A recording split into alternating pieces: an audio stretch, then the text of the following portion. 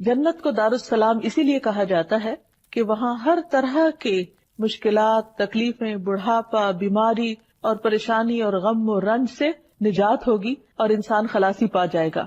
قرآن مجید میں آتا ہے لہم دار السلام عند ربہم وہو ولیہم بما کانوا یعملون، انہی کے لیے ان کے رب کے ہاں سلامتی کا گھر ہے، یعنی جہاں وہ ہر تکلیف سے سلامت ہوں گے اور وہ ان کا مددگار ہے ان اعمال کی وجہ سے جو وہ کرتے ہیں۔ یعنی دنیا میں اگر انسان اپنے ایمان کو سلامت رکھے، اللہ سبحانہ تعالیٰ کی حدود کی حفاظت کرے، تو کل انشاءاللہ اللہ تعالیٰ اسے سلامتی کا گھر عطا کریں گے۔ حقیقت یہ ہے کہ انسان دنیا میں مکمل امن و امان چاہتا ہے، وہ اپنی دنیا کو جنت بنانا چاہتا ہے، وہ آج کی زندگی کو یہ چاہتا ہے کہ ہر طرح کی تکلیف اور ہر مشکل سے خالی ہو جائے، لیکن اللہ سبحانہ تعالیٰ نے یہ سلامتی اور یہ امن اور یہ سب نعمتیں کل کے لیے رکھی ہیں، یعنی جنت کی شکل میں۔ اس لیے انسان کو اس دنیا میں رہتے ہوئے اس کی تلاش جاری رکھنی چاہیے اور اس کے لیے محنت کرنی چاہیے۔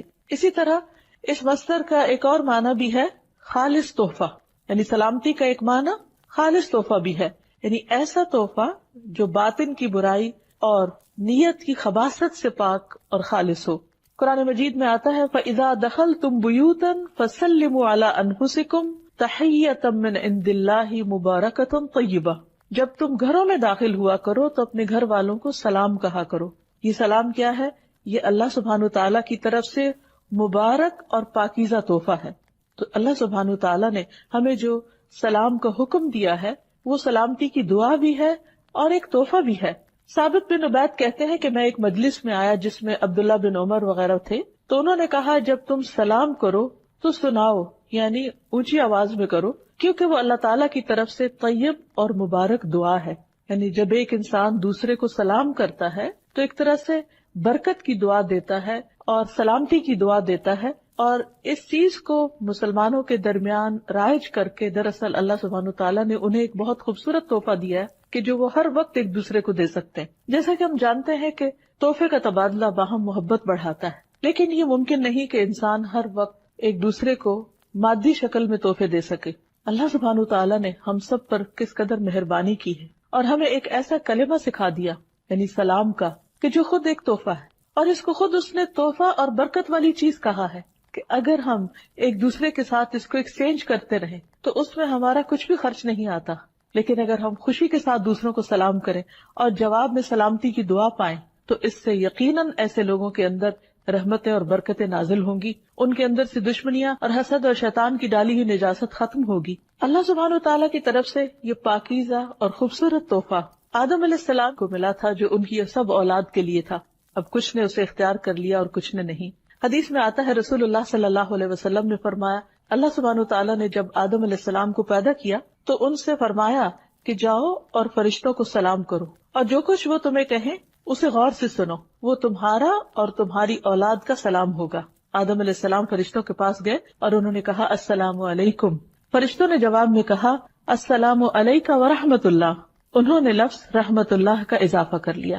تو بہرحال جب کوئی سلام کرے تو قرآن مجید میں حکم ہے اذا حییتم بتحیۃ فحیوا باحسن منہا او ردوہا، کہ جب کوئی تمہیں سلامتی کا تحفہ دے تو تم اس کو واپس لوٹاؤ، یعنی اگر کوئی تمہیں سلامتی کی دعا دے تو جواباً دعا دو اسی طرح یا اس سے بہتر، بِأَحْسَنَ مِنْهَا، اور اگر احسن نہیں یعنی ورحمت اللہ نہیں کہہ سکتے تو فَرُدُّوهَا، اتنا تو کہو جتنا دوسرے نے تمہیں کیا۔ اس لیے جو قوم، جو گھرانہ، جو افراد باہم سلام کو رواج دیتے ہیں، عام کرتے ہیں، ان کے درمیان باہم محبت ہوتی ہے، اللہ سبحانہ وتعالیٰ کی طرف سے سلامتی اترتی ہے۔ اللہ سبحانہ وتعالیٰ کا یہ نام حدیث میں بھی آیا ہے جس میں نبی صلی اللہ علیہ وسلم نے واضح طور پر بتایا کہ یہ اللہ تعالیٰ کا نام ہے۔ عبداللہ بن مسعود کہتے ہیں کہ جب ہم نبی صلی اللہ علیہ وسلم کے پیچھے نماز پڑھا کرتے تو ہم کہتے سلام ہو جبرائیل پر، سلام ہو میکائیل پر، سلام ہو فلاں پر، فلاں پر، سلام ہو اللہ تعالیٰ پر۔ تو رسول اللہ صلی اللہ علیہ وسلم ایک روز ہماری طرف متوجہ ہوئے اور فرمایا ان اللہ هو السلام، اللہ تعالیٰ تو خود السلام ہے، یعنی تم اللہ تعالیٰ کو کیا سلامتی بھیجو گے، وہ تو خود ہی سلامتی، سراسر سلامتی، اور ہر طرح کی سلامتی اسی کی ذات کی طرف سے آتی ہے۔ اور وہ نہ صرف یہ کہ خود سلامتی والا ہے بلکہ سلامتی دینے والا بھی ہے۔ نبی صلی اللہ علیہ وسلم ہر نماز کے بعد 3 بار استغفار کرتے استغفر اللہ استغفر اللہ استغفر اللہ، اور اس کے بعد یہ دعا پڑھا کرتے تھے، اللہم انت السلام ومنک السلام تبارکت یا ذا الجلال والاکرام، اے اللہ تو السلام ہے، یعنی تمام عیوب سے پاک ہے، ہر کمی سے پاک ہے، اور تجھی سے سلامتی ہے، یعنی اس کائنات کے اندر جو کچھ بھی سلامت ہے وہ تیری وجہ سے ہے، اے بزرگی اور بخشش والے تو برتر ہے، بہت برکت والا ہے، تبارکت یا ذا الجلال والاکرام۔ اللہ سبحانہ تعالیٰ نے اپنے انبیاء اور نیک بندوں کو دنیا میں سلام کیا ہے۔ قرآن مجید میں آتا ہے سلام علی نوح، سلامتی ہو نوح پر علیہ السلام۔ پھر اسی طرح سلام علی ابراہیم، ابراہیم پر سلامتی ہو۔ سلام علی موسیٰ، موسیٰ علیہ السلام پر سلامتی ہو۔ سلام علی الیاسین، الیاسین پر سلامتی ہو۔ اور سلام علی المرسلین، سارے رسولوں پر سلامتی ہو۔ قرآن مجید کی ایک اور آیت میں آتا ہے قل الحمد للہ وسلام علی عبادہ الذین اصطفیٰ اللہ خیر اما یشرکون۔ اللہ تعالیٰ نے نبی صلی اللہ علیہ وسلم سے کہا کہہ دیجئے سب تعریف اللہ کے لیے ہے اور سلام ہے اس کے ان بندوں پر جنہیں اس نے چن لیا، کیا اللہ بہتر ہے یا وہ جنہیں یہ شریک ٹھہراتے ہیں؟ اللہ سبحانہ تعالیٰ جو السلام ہے اسی سے سلامتی اور عافیت کی امید اور توقع کی جا سکتی ہے۔ وہی اپنے بندوں کو ہر طرح کے ہول، ہر طرح کے خوف اور ہر طرح کی پریشانی میں سلامتی عطا کرتا ہے، جیسی سلامتی اس نے یحییٰ علیہ السلام کو عطا کی، جس کا خاص طور پر اللہ تعالیٰ نے قرآن مجید میں ذکر کیا۔ کسی بھی انسان کی زندگی میں بہت سے مواقع پریشانی کے ہو سکتے ہیں، لیکن 3 مواقع خاص طور پر پریشانی کے ہیں، جن میں سے ایک وہ دن جب انسان دنیا میں آتا ہے، دوسرا وہ دن جب وہ دنیا سے جاتا ہے، اور تیسرے وہ دن جب وہ قبر سے اٹھایا جائے گا۔ دنیا میں آنے کا دن پریشانی کا دن اس لیے کہ انسان ایک بالکل تنگ و تاریک کوٹڑی سے ایک وسیع اور اس دنیا میں آ جاتا ہے جو اس کے لیے بالکل اجنبی ہے، تو وہ آتے ہی گھبراہٹ کا شکار ہوتا ہے۔ دوسرے وہ دن جو موت کا دن ہوتا ہے، جب انسان اس دنیا سے رخصت ہو رہا ہوتا ہے، جدا ہو رہا ہوتا ہے، جب اس کی نگاہیں پھر جاتی ہیں، جب وہ اس دنیا سے اجنبی ہو جاتا ہے اور ایک نئی مخلوق سے ملاقات کرتا ہے، یا تو رحمت کے فرشتے یا عذاب کے فرشتے۔ جو نیک روح ہوتی ہے اس کے پاس جو فرشتے آتے ہیں وہ آ کر اس کو سلام کرتے ہیں، سلام علیکم طبتم، سلامتی ہو تم پر، تم بہت اچھے رہے۔ اللہ سبحانہ تعالیٰ کی طرف سے بھی سلامتی لاتے ہیں۔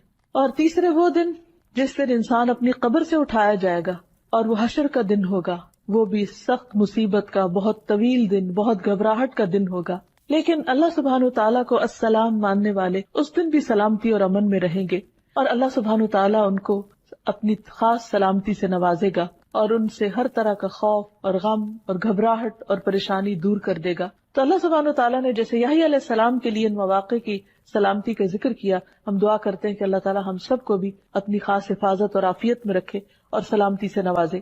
پھر اسی طرح ہم دیکھتے ہیں کہ اللہ سبحانہ تعالیٰ اپنے بندوں کو جنت میں بھی سلام بھیجے گا۔ ارشاد فرمایا سلام قولا من رب الرحیم، سلام ہو اس رب کی طرف سے جو بہت مہربان رب ہے، جو بہت رحم فرمانے والا ہے۔ یہاں پر اللہ سبحانہ تعالیٰ کی صفت الرحیم کا بھی ذکر کیا گیا، کیونکہ جنت میں صرف کوئی بھی اللہ کی رحمت ہی کی وجہ سے جا سکتا ہے، اور خود جنت کے ناموں میں سے ایک نام رحمت بھی ہے کہ انتی رحمتی، تو میری رحمت ہے، تمہارے ذریعے میں جس پہ چاہوں گا رحم فرماؤں گا۔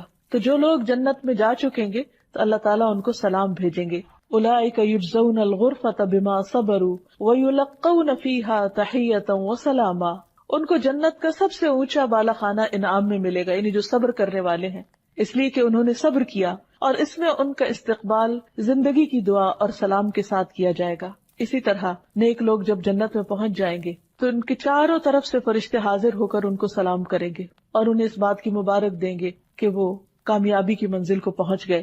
جنت کو بھی اللہ سبحانہ وتعالیٰ دار السلام کے نام سے پکارتے ہیں۔ قرآن مجید میں آتا ہے لہم دار السلام عند ربہم وہو ولیہم بما کانوا یعملون، انہی کے لیے ان کے رب کے ہاں سلامتی کا گھر ہے اور وہ ان کا مددگار ہے ان اعمال کی وجہ سے جو وہ کرتے تھے۔ یعنی جنت ایک ایسا مقام ہے کہ جہاں انسان کو کسی قسم کی کوئی تکلیف نہ ہوگی، کوئی پریشانی نہ ہوگی، لا یسمعون فیہا لغوا ولا تأثیما، جس میں انسان نہ کوئی بےہودہ گفتگو سنے گا اور نہ ہی گناہ میں ڈالنے کی کوئی بات، الا قیلا سلاما سلاما، مگر وہاں ایک قول بہت زیادہ ہوگا، ایک بات بہت عام ہوگی اور وہ سلام ہی سلام ہوگی، یعنی ہر طرف سے سلامتی کی پکار ہوگی، ہر کوئی ایک دوسرے کو سلامتی کے ساتھ گریٹ کر رہا ہوگا۔ کتنی خوبصورت ہے وہ جگہ اور کتنا بہترین ہے وہ مقام، لیکن وہ کس کے لیے ہے؟ یہ ان لوگوں کے لیے ہے جو دنیا میں ایک دوسرے کو اپنی تکلیفوں سے سلامتی میں رکھے، جو دنیا میں دوسروں کے لیے تکلیف کا باعث نہ بنے، جو اپنی زبان سے دوسروں کو سلامت رکھے، جو اپنے ہاتھوں سے دوسروں کو سلامت رکھے، جو اس دنیا میں شر اور فساد نہ پھیلائیں، دنیا کو بھی ایک سلامتی کی جگہ بنائیں۔ پھر یہ ہے کہ اللہ سبحانہ و تعالیٰ کا جو نام السلام ہے، یہ اس لیے بھی ہے کہ اللہ سبحانہ و تعالیٰ ہر نقص اور عیب سے پاک ہیں۔ اللہ سبحانہ و تعالیٰ کی صفات اتنی بلند ہیں، اس کی شان اتنی بلند ہے کہ اس کے اندر کسی قسم کا بھی کوئی عیب نہیں پایا جاتا، اور اسی لیے وہ سلامتی کو پسند کرتا ہے۔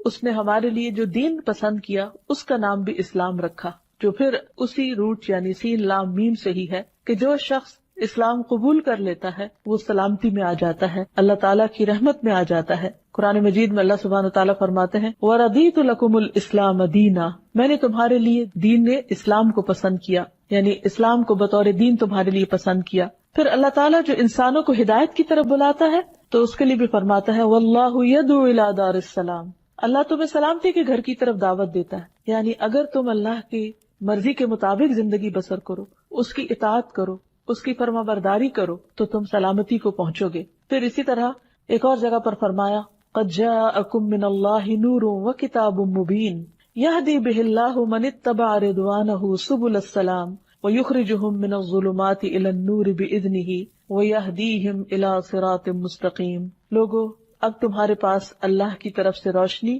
اور ایک ایسی واضح کتاب آ چکی ہے جس کے ذریعے اللہ تعالیٰ ان لوگوں کو سلامتی کی راہیں دکھاتا ہے جو اس کی رضا کے پیچھے چلتے ہیں، اور انہیں اپنے اذن سے اندھیروں سے نکال کر روشنی کی طرف لے جاتا ہے اور سیدھی راہ کی طرف ان کی رہنمائی کرتا ہے۔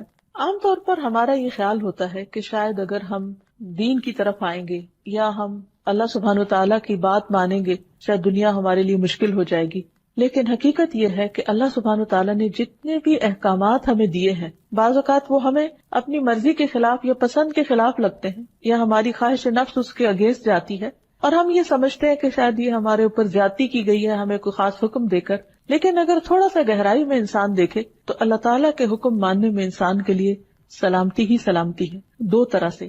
ایک تو یہ کہ دنیا میں انسان کے اوپر دین جو بھی پابندیاں لگاتا ہے وہ جس پر پابندی لگ رہی ہوتی ہے اس کے لیے تو تھوڑی مشکل کا باعث ہوتی ہے، لیکن اس سے دوسرے لوگ امن چین میں آتے ہیں۔ مثلا اللہ تعالیٰ نے اگر چوری سے منع کیا تو کیوں منع کیا؟ تاکہ دوسروں کا مال سلامت رہے۔ اب جو چور ہے ہو سکتا ہے وہ یہ سمجھے کہ اس کی کوئی چیز ضرورت ہے اور اس کو کسی اور کے مال میں مل رہی ہے تو اسے اجازت دی جائے اور اس کو نہ پوچھا جائے اور نہ پکڑا جائے، اس کو برا بھلا نہ کہا جائے، لیکن کیا واقعی عقل بھی اس کو مانتی ہے کہ کسی کو اس بات کی اجازت دے دی جائے کہ وہ دوسرے کے مال میں اپنی مرضی شروع کر دے؟ اللہ تعالیٰ نے اس کی اجازت نہیں دی اور اسے کبیرہ گناہوں میں شمار کیا۔ کیوں؟ تاکہ دوسروں کا مال سلامت رہے۔ اسی طرح جھوٹ بولنا، دھوکہ دینا، وعدہ خلافی کرنا، غیبت کرنا، دوسروں کو تانے دینا، یہ ہو سکتا ہے کہ کسی کے لیے بہت ایک خوشگوار فعل ہو، اور کچھ لوگوں کی ہیبٹ بن جاتی ہے کہ وہ دوسروں کی برائیاں کر کے اس سے لطف اٹھاتے ہیں، یا دوسروں کی عزت اچھال کر اس کو اپنے لیے ایک بہت انجوائبل چیز سمجھتے ہیں اور اس میں کوئی قباحت محسوس نہیں کرتے، یا بعض اوقات دوسروں کو تانا دے کر دوسروں کا دل دکھا کر وہ بہت لطف اٹھاتے ہیں۔ اور بظاہر دیکھنے میں کوئی کہہ سکتا ہے کہ اچھا چلو کوئی بات نہیں، ایسی بھی کون سی بڑی بات ہے اگر کسی نے کسی کو کچھ کہہ دیا، اس سے کسی کا کیا بگڑ جاتا ہے۔ لیکن بعض اوقات بظاہر دیکھنے میں جو کچھ جوکس بھی ایسے ہوتے ہیں کہ جو بظاہر دیکھنے میں بہت ہارمفل نظر نہیں بھی آتے، لیکن حقیقت یہ ہے کہ بہت ساری چیزیں اگر ان پر روک ٹوک نہ لگائی جائے، ان کو ایک حد کے اندر نہ کیا جائے تو وہ تعلقات کی خرابی کا باعث بنتے ہیں۔ اسی لیے قرآن مجید میں فرمایا گیا وَيْلٌ لِكُلِّ هُمَزَةٍ لُمَزَةٍ، ہلاکت ہے ہر اس شخص کے لیے جو عیب لگائے اور تانے دے۔ کوئی بھی شخص کسی کی عزت جب اچھالتا ہے تو یہ کوئی معمولی چیز نہیں ہے۔ اللہ سبحانہ وتعالیٰ کی نظر میں ایسا شخص سلامتی کی حدود سے باہر نکل رہا ہے، کیونکہ اس سے دوسرے کی عزت سلامت نہیں ہے۔ اسی طرح اگر کوئی قاتل یہ چاہے کہ اسے دوسروں کی جان کے ساتھ کھیلنے دیا جائے اور اس کی اس پر پکڑ نہ ہو تو یہ کسی بھی طور پر جائز نہیں، کیونکہ اگر اس کو اجازت دی جاتی ہے تو دوسرے کی جان سلامت نہیں۔ تو اللہ تعالیٰ نے جو شریعت ہمارے پاس بھیجی ہے اس کے کچھ مقاصد ہیں کہ انسان کا دین سلامت رہے، یعنی جو بھی حدود اور پابندیاں لگائی گئی اس میں کہیں دین کی سلامتی ہے، کہیں عزت کی سلامتی ہے، کہیں حسب نسب کی سلامتی ہے. مثلا زنا کی اجازت کیوں نہیں دی گئی؟ تاکہ لوگوں کا حسب نسب سلامت رہے. اسی طرح شراب کی اجازت کیوں نہیں دی گئی؟ تاکہ انسان کی عقل سلامت رہے. تو یہ تمام چیزیں جو بظاہر دیکھ کر یوں محسوس ہوتا ہے کہ ہمارے دین میں بہت مشکل احکامات ہیں، لیکن حقیقت میں یہ انسانوں کی بھلائی اور انسانوں کی سلامتی کے لیے ہی السلام نے بھیجے ہیں. تو اب یہ ہے کہ ہمیں اللہ سبحانہ تعالیٰ کے اس نام پر غور و فکر کرنا چاہیے، اور اللہ سبحانہ تعالیٰ کی ذات سے سلامتی اور عافیت کی امید رکھنی چاہیے، اور اس کی دعا بھی کرنی چاہیے. اور اللہ سبحانہ تعالیٰ کے ساتھ جو ہمارا تعلق ہے اس کے اندر محبت بھی اسی وقت پیدا ہو سکتی ہے جب ہم اس کی طرف سے ہمیں کوئی نقصان نہیں پہنچنے والا، وہ ہمیں ناروا عذاب دینے والا نہیں، وہ ہمیشہ عدل و انصاف کرنے والا ہے، اس کا ہر فیصلہ علم اور حکمت پر مبنی ہوتا ہے. اور جب وہ سراسر خود سلامتی ہے اور پرفیکٹ ہے اور ہر نقص اور عیب سے پاک ہے، تو اسے اپنے بندوں کے اندر بھی ایسی صفات دیکھنی ہے کہ جو انہیں عیوب سے پاک کریں.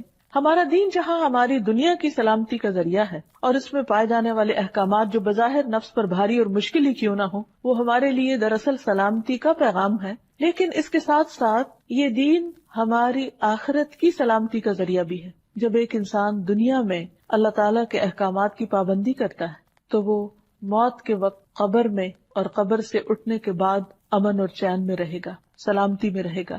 اور اس دن جب ہر طرف ایک بہت بڑی آفت چھائی ہوئی ہوگی، انبیاء علیہم السلام سلامتی کی دعائیں کر رہے ہوں گے. رسول اللہ صلی اللہ علیہ وسلم نے فرمایا، جہنم کی پشت پر پل بنا کر ایک راستہ بنایا جائے گا جس کو عام طور پر پل صراط کہا جاتا ہے. تمام پیغمبر اپنی امتوں کے ساتھ اس پل سے گزریں گے. میں پہلا رسول ہوں گا جس کو اپنی امت کے ساتھ اس پل پر سے گزرنے کی اجازت دی جائے گی. قرآن مجید میں بھی آتا ہے، وَإِن مِّنكُمْ إِلَّا وَارِدُهَا، تم میں سے کوئی بھی ایسا نہیں جو اس کے اوپر سے نہ گزرے، سب کو وہیں سے گزرنا ہے، جنت تک پہنچنے کے لیے بھی اس پل کا سفر کرنا ہے. تو فرمایا کہ میں سب سے پہلے اپنی امت کے ساتھ گزروں گا. اس روز انبیاء کے علاوہ کوئی بھی اور بات نہ کر سکے گا، اور انبیاء بھی صرف یہ کہیں گے، اللہم سلم سلم، اے اللہ سلامتی دے، اے اللہ سلامتی دے. یعنی وہ بھی ایک بہت گھبرا دینے والا، پریشان کن مرحلہ ہوگا کہ جب وہ، جیسے کہا جاتا ہے کہ بال سے بھی باریک اور تلوار سے بھی تیز وہ پل ہے کہ جس کے اوپر سے سب کو گزرنا ہوگا. تو ایک اور روایت میں بھی آتا ہے صحیح مسلم کی کہ تمہارے نبی صلی اللہ علیہ وسلم پل صراط پر کھڑے ہو کر کہہ رہے ہوں گے، رب سلم سلم، اے رب سلامت رکھ، اے رب سلامت رکھ. یعنی انسان اس گرنے سے، کیونکہ وہ جہنم کے اوپر لگا ہوا ہوگا، تو کوئی ذرا بھی اگر لغزش کھایا کہ جس کے پاؤں اکھڑ گئے، وہ پھر سلامت نہیں رہ سکتا. تو نبی صلی اللہ علیہ وسلم کا یہ دنیا میں تو ہم پر خیر بہت سارے احسانات ہیں ہی، قیامت کے دن بھی اپنی امت کے لیے ان کے بہت سے احسانات ہیں، جن میں سے ایک یہ کہ وہ پل صراط کے پاس کھڑے ہو کر جب ان کی امت گزر رہی ہوگی تو سراسر سلامتی کی دعائیں مانگ رہے ہوں گے.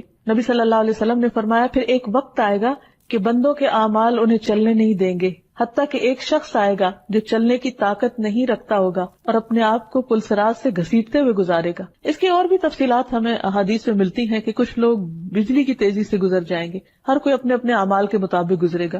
کچھ لوگ پانی کی رفتار سے، کچھ ہوا کی رفتار سے، کچھ اونٹوں کی رفتار سے، کچھ پیدل چلنے والوں کی رفتار سے. اور یہاں جو بتایا گیا کہ ایک شخص اپنے اعمال کی وجہ سے اتنا، یعنی اپنے برے اعمال کی وجہ سے اتنا بوجھل ہوگا کہ چل بھی نہیں سکے گا اور گھسٹ گھسٹ کے وہ پل پار کر رہا ہوگا. تو اس لیے اللہ تعالیٰ سے دعا کرنی چاہیے کہ اللہ تعالیٰ ہمیں اس دن کے ہول، اس دن کی گھبراہٹوں اور اس دن کی پریشانیوں سے محفوظ رکھے. لیکن اس کے لیے دنیا میں اللہ سبحانہ وتعالیٰ کے احکامات کی پابندی ضروری ہے، دین اسلام کے اندر پورے کا پورا داخل ہونا ضروری ہے تاکہ ہم یہاں اور وہاں دونوں جگہ سلامتی پا سکیں. نبی صلی اللہ علیہ وسلم ہر نماز کے بعد تو سلامتی کی دعا کرتے ہی تھے، ہر مہینے کے آغاز میں بھی سلامتی کی دعا کرتے. جب چاند دیکھتے تو فرماتے، اللہم اہلہ علینا بالیمن والایمان والسلامۃ والاسلام ربی وربک اللہ. اے اللہ ہم پر اس چاند کو خیر، ایمان، سلامتی اور اسلام کے ساتھ طلوع فرما. اے چاند میرا اور تیرا رب اللہ ہے. یعنی جب انسان نئے چاند کو دیکھے تو سلامتی مانگے، جیسے کوئی نیا دن شروع ہوتا ہے، نیا مہینہ شروع ہوتا ہے. پھر اسی طرح ہم نماز کی حالت میں بھی سلامتی کی دعا کر رہے ہوتے ہیں، جس میں التحیات للہ والصلوات والطیبات السلام علیک ایھا النبی، یعنی ہم جیسے قرآن مجید میں ہمیں حکم دیا گیا کہ ہم نبی صلی اللہ علیہ وسلم پر سلام بھیجیں اور درود بھیجیں، تو ہم ہر نماز کے اندر ہی یہ دعا کرتے ہیں، التحیات للہ والصلوات والطیبات، السلام علیک ایھا النبی ورحمۃ اللہ وبرکاتہ، السلام علینا وعلی عباد اللہ الصالحین، کہ تمام قولی، فعلی اور بدنی عبادتیں اللہ کے لیے ہیں۔ اے نبی صلی اللہ علیہ وسلم، آپ پر اللہ کی سلامتی ہو اور اللہ کی رحمت ہو، حالانکہ آپ سب سے زیادہ نیک تھے، لیکن ہمارا فرض بنتا ہے کہ اللہ کے حکم کے مطابق سلامتی کی دعا خاص طور پر پڑھیں، اور التحیات پڑھے بغیر نماز بھی نہیں ہوتی، تو شعوری طور پر بھی پڑھا کریں۔ اور پھر اللہ کی رحمت ہو اور اس کی برکت ہو ہم پر اور اللہ کے نیک بندوں پر سلامتی نازل ہو، یعنی جتنے بھی اللہ کے نیک بندے گزرے ہیں پچھلے دور میں یا اب ہیں یا آنے والے ہیں، ہر ایک کے لیے سلامتی کی دعا ہے۔ عام طور پر جیسے ہم اپنے سوشل لائف میں ایک دوسرے کو سلام کرتے ہیں تو وہ انہی کو کرتے ہیں جو ہمارے سامنے ہوتے ہیں، لیکن اس دعا کے اندر وہ سب شامل ہیں جو پیچھے گزر چکے یا جو آج موجود ہیں اور ہم ان کو جانتے بھی نہیں، کہ اللہ جتنے بھی تیرے نیک بندے ہیں تو ان سب کو سلامت رکھ۔ حتیٰ کہ جب ایک مسلمان فوت ہو جاتا ہے اور وہ دفن کر دیا جاتا ہے تو دوسرے مسلمان پہ لازم ہے کہ اگر وہ قبرستان کے پاس سے گزرے تو بھی ان کے لیے سلامتی کی دعا کرے، السلام علیکم اہل الدیار من المؤمنین والمسلمین وإنا ان شاء اللہ للاحقون اسأل اللہ لنا ولکم العافیہ، تم پر سلامتی ہو اے مومنوں اور مسلمانوں کے گھر والوں، اور ہم تم سے انشاءاللہ ملنے والے ہیں، ہم اللہ سے اپنے اور تمہارے لیے عافیت مانگتے ہیں، سلامتی مانگتے ہیں۔ تو گویا اس نام کا تقاضا یہ ہے کہ ہم اپنی پوری زندگی اس کے مطابق گزاریں، اپنی ذات سے دوسروں کو تکلیف نہ دیں، دوسروں کو سلامتی دیں اور سلامتی کے پیغام کو عام کریں۔ اللہ سبحانہ وتعالیٰ کے اس نام پر ایمان لانے کا اثر یہ ہے کہ ایک مسلمان اپنی ذات سے کسی کو تکلیف نہیں دیتا اور اپنے ہاتھ اور زبان کو روک لیتا ہے اپنے گھر والوں کو تکلیف دینے سے، اپنے پڑوسیوں کو، اپنے رشتہ داروں کو اور تمام انسانوں کو۔ اور یہی ایک مسلمان کی پہچان ہے کہ المسلم من سلم المسلمون من لسانہ ویدہ۔ مسلمان کون ہے؟ مسلمان وہ ہے کہ جس کی زبان اور جس کے ہاتھ سے دوسرے مسلمان محفوظ رہے، ان کی عزتیں محفوظ رہیں، ان کے دلوں کو تکلیف نہ پہنچے، یعنی انسان ایسی کوئی بات نہ کرے کہ جس سے دوسرے ہرٹ ہوں۔ پھر اسی میں یہ بات آ جاتی ہے کہ انسان صرف زبانی کلامی باتیں ہی نہ کرے بلکہ اس کے ایکشنز ایسے ہوں کہ جس سے دوسرے لوگ محفوظ ہوں۔ مثلاً کسی کو امان دی ہے تو اسے دھوکہ نہ دے۔ رسول اللہ صلی اللہ علیہ وسلم نے فرمایا، جو شخص کسی کو پہلے اس کی جان کی امان دے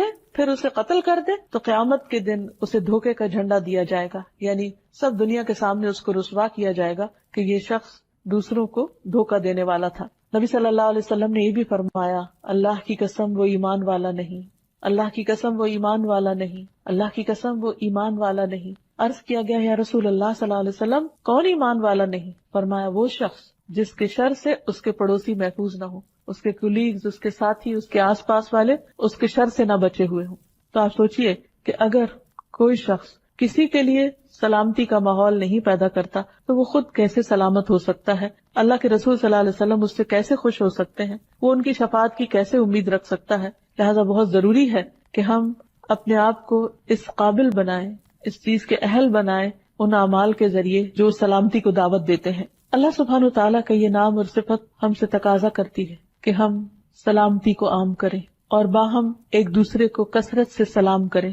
رسول اللہ صلی اللہ علیہ وسلم نے فرمایا، سلام اللہ کے ناموں میں سے ایک نام ہے جسے اس نے زمین میں رکھا ہے، تم سلام کو آپس میں پھیلاؤ۔ یعنی جس وقت بھی ایک شخص دوسرے کو السلام کہتا ہے تو گویا وہ اللہ کا نام لے رہا ہوتا ہے، وہ ایک عبادت کی حالت میں ہوتا ہے۔ اللہ سبحانہ وتعالیٰ نے ایک خوبصورت لفظ، ایک خوبصورت تحفہ بھیجا ہے کہ جس کو ہم ایک دوسرے کو دیتے رہیں تو ہمارے لیے بھی سلامتی ہوگی اور دوسرے بھی محفوظ رہیں گے، کیونکہ یہ نہیں ہو سکتا کہ آپ کسی کو کہیں کہ تم پر سلام ہو اور پھر اس کے بعد اس کو کسی قسم کی تکلیف دیں یا اس کے ساتھ زیادتی کریں۔ یہ گویا سلام ایک ڈھال ہے کہ جو انسان کو دوسرے انسان تک تکلیف پہنچانے میں ایک روک کا کام دیتا ہے۔ پھر اسی طرح آپ صلی اللہ علیہ وسلم نے فرمایا، افشوا السلام تسلموا، تم سلام پھیلاؤ سلامت رہو گے۔ یعنی اگر کوئی شخص یہ چاہتا ہے کہ وہ خود بھی سلامت رہے اور دوسرے بھی سلامت رہے تو انہیں سلام کلچر کو عام کرنا چاہیے۔ ابو درداء سے مروی ہے، رسول اللہ صلی اللہ علیہ وسلم نے فرمایا،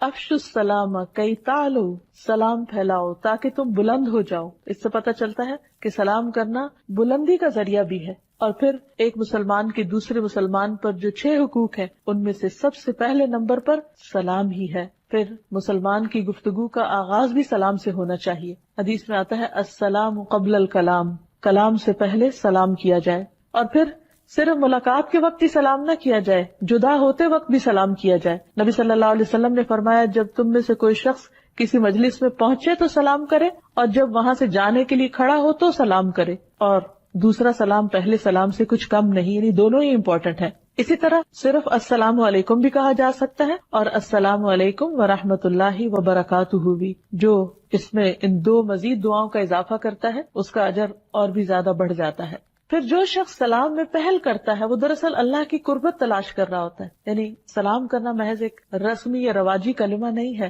بلکہ یہ سراسر عبادت ہے جس سے اللہ کا قرب نصیب ہوتا ہے. ابو امامہ کہتے ہیں کہ عرض کیا گیا اے اللہ کے رسول صلی اللہ علیہ وسلم، جب دو آدمیوں کی ملاقات ہو تو کون پہلے سلام کرے؟ پہل کس کو کرنی چاہیے؟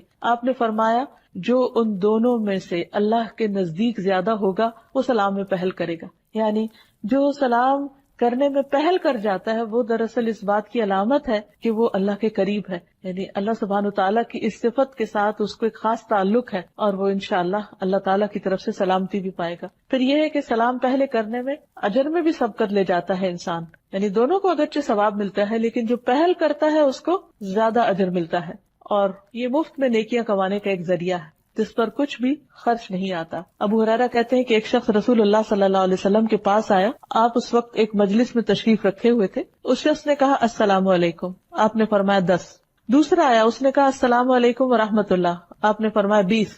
تیسرا آیا، اس نے کہا السلام علیکم ورحمۃ اللہ وبرکاتہ، آپ نے فرمایا 30. یعنی پہلے کو 10، دوسرے کو 20 اور تیسرے کو 30 نیکیاں ملیں گی. تو انسان جتنی چاہے اپنے لیے نیکیاں بڑھا لے. سلام صرف نیکیاں بڑھانے ہی کا ذریعہ نہیں بلکہ آپس کی محبت بڑھانے کا ذریعہ بھی ہے. جنت میں لے جانے والا عمل ہے. نبی صلی اللہ علیہ وسلم نے فرمایا تم جنت میں داخل نہ ہو سکو گے جب تک ایمان نہ لاؤ، اور تم ایمان نہیں لا سکتے جب تک آپس میں محبت نہ کرو. یعنی باہم محبت ایمان کا ذریعہ ہے. کیا میں تمہیں ایسی بات نہ بتاؤں کہ تم اس پہ عمل کرو تو تمہارے درمیان محبت پیدا ہو جائے؟ افشوا السلام بینکم، آپس میں سلام کو رواج دو. یعنی جب کثرت سے سلام کرو گے تو دلوں میں محبت پیدا ہو جائے گی. اور پھر یہ کہ صرف بڑوں کو ہی نہیں، صرف اپنے جیسوں کو ہی نہیں بلکہ بچوں کو بھی سلام کرنا چاہیے. انس کہتے ہیں کہ نبی صلی اللہ علیہ وسلم بچوں کے پاس سے گزرے تو آپ نے ان کو سلام کیا. پھر اسی طرح بعض اوقات انسان کہیں باہر جاتا ہے تو سلام کرتا ہے لیکن گھر والوں کو سلام نہیں کرتا،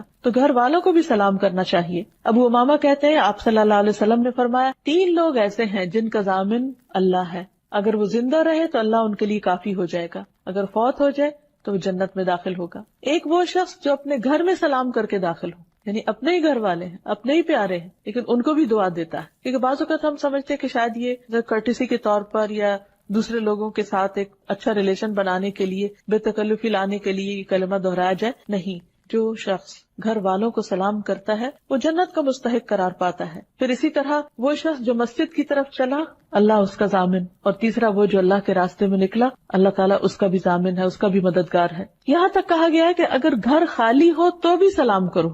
عبداللہ بن عمر کہتے ہیں کہ جب کوئی خالی گھر میں داخل ہو تو کہے السلام علینا وعلی عباد اللہ الصالحین، سلام ہو ہم پر اور اللہ کے نیک بندوں پر. السلام علینا یعنی اور کوئی نہیں تو اپنے آپ ہی کو سلام کرے. پھر اسی طرح اگر گھر میں کوئی سو رہا ہو تو ہلکی آواز سے سلام کرے، تاکہ یہ نہیں کہ زبان سے تو سلامتی بھیج رہا ہے لیکن اس کو دوسرے کو تکلیف دے رہا ہے. پھر اسی طرح جس کو نہ جانتے ہو اس کو بھی سلام کیا جائے.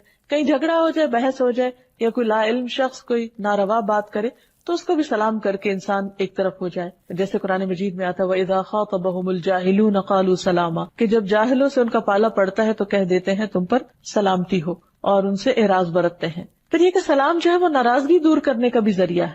اور جب کبھی باہم رنجش ہو جائے یا کوئی تعلقات میں کمی بیشی ہو جائے تو اس وقت بھی اس تعلق کو دوبارہ ریوائیو کرنے کے لیے سلام ایک بہت ہی خوبصورت طرز عمل ہے. پھر یہ کہ صحابہ کرام جو تھے وہ باہم ایک دوسرے کو کثرت سے سلام کرتے. یہاں تک آتا ہے کہ اگر کوئی کسی درخت کے اوٹ کے پیچھے ہوتا پھر سامنے آتا تو پھر سلام کیا کرتے. آپ صلی اللہ علیہ وسلم نے یہاں تک بھی فرمایا کہ جو سلام نہ کرے اسے اندر آنے کی اجازت نہ دو. اور اس معاملے میں صرف یہ نہیں کہ کرنے کی فضیلت بتائی گئی، جو نہ کرے اس کو ناپسند بھی کیا گیا. اور آپ نے فرمایا کہ سب سے بڑا بخیل وہ ہے جو سلام کرنے میں بخل کرے، یعنی جو کھل کے سلام نہیں کرتا یا شوق سے سلام نہیں کرتا یا سلام کرنے کو اپنی عادت نہیں بناتا. رسول اللہ صلی اللہ علیہ وسلم نے فرمایا لوگوں میں سب سے زیادہ عاجز وہ ہے جو دعا کرنے سے عاجز ہے، یعنی جب اس کو کوئی ضرورت پیش آتی ہے تو وہ ہاتھ نہیں اٹھاتا، اللہ سے مانگتا نہیں. اور لوگوں میں سب سے بڑا بخیل وہ ہے جو سلام میں بخل کرتا ہے، یعنی کہ اس کے منہ سے سلامتی کی دعا نہیں نکلتی. تو اللہ تعالیٰ سے دعا ہے کہ وہ ہمیں بہترین اخلاق عطا فرمائے، اپنے اس نام کی برکت سے وہ ہم سب کے اندر بہترین اخلاق پیدا کرے اور ہمیں سلام کی عادت عطا کر دے.